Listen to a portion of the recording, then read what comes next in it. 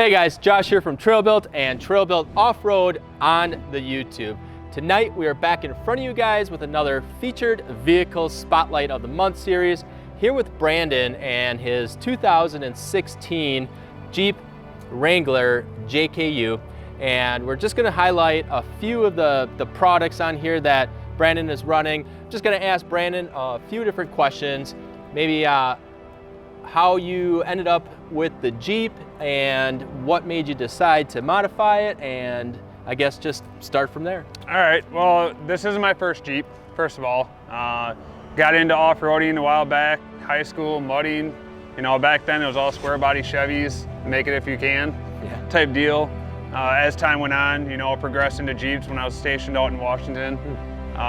Went into the, I guess you could call it the mountains, moved back here, and the first thing we did was got a Jeep. So from there on, you know, that's just what we started doing. Family got into it and just kept rolling with it since. Awesome. So, well, first of all, thank you for your service. You're welcome. As we definitely appreciate it.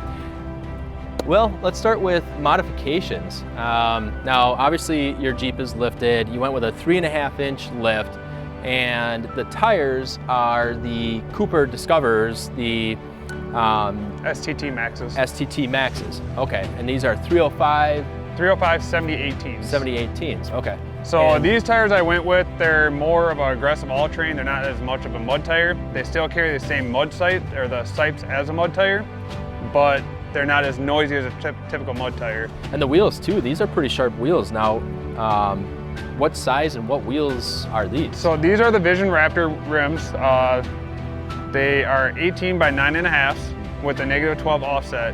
Direct bolt on and away we went once the lift was on. So, and with that 3.5 inches of lift and that -12 offset that you have on here, do you have any rubbing on turning full lock to lock, or when you're flexed out? There is no rubbing. Haven't really flexed it out too much yet to find out.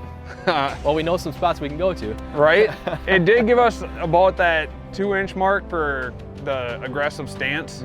It's not too much where it's like sticking 4 feet out your fender flare, but it's enough that if you want to throw a roost tail up beside it, it's going to do it. Very nice, very cool. Now, I know you guys have done a couple of different modifications to it. The front bumper, the soft top, and the Smitty-built winch as well.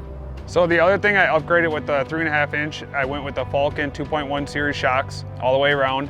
And then I put the Falcon Nexus adjustable steering stabilizer on there. So with that adjustable, you can go to soft when you're off-roading, so it doesn't bind you up when you're trying to make those turns and your tire's already bound up. Sure. Medium's more like your city driving, so it's not real hard to turn. It's more like your typical power steering. And then they give you a stiff setting. So what that does when you're on the highway, because these things, it's a box on wheels, you get that high wind, it stiffens it up, so you're not constantly having to make that adjustment. Over-correcting or over-adjusting. It's one of the best shocks I put on it as far as the steering stabilizer goes. Wow, that's awesome. So, anything else you want to tell us? You got any future mods, or you got something more down the line? I do. I want to put a Dana 44 in the front. Eventually, I already upgraded the drive shaft, upgraded the gears. I went with the higher gears. That is one thing with these. It's a 6-speed manual. Oh. So running 35s with stock 321 gears, it wasn't having it. So I actually upped to 488s. My plan is to go 37s and put a Dana 44 in the front. Oh, very nice. And by the way, I don't know if you know this, but we actually carry Dana 44s on our website, trailbuiltoffroad.com. We carry the TerraFlex Dana 44 upgrade axles. So something to check out when you get to that point. Appreciate you coming out tonight. Definitely appreciate you giving us a rundown on your Jeep, and just probably, you know, helping out our followers, just, you know, if they're looking for similar upgrades and, you know, what they can do on their Jeeps too. So definitely helps out, and it's a hell of a sweet truck, or sweet rig. So appreciate it. Thanks for having me. Yeah, absolutely. So that's all I got for you. That's all we got for you guys tonight. If you do have any questions on Brandon's Jeep, go ahead, let us know. Drop them in the comments below. Other than that, I think we're all set to go. So as always, we appreciate all of you for watching.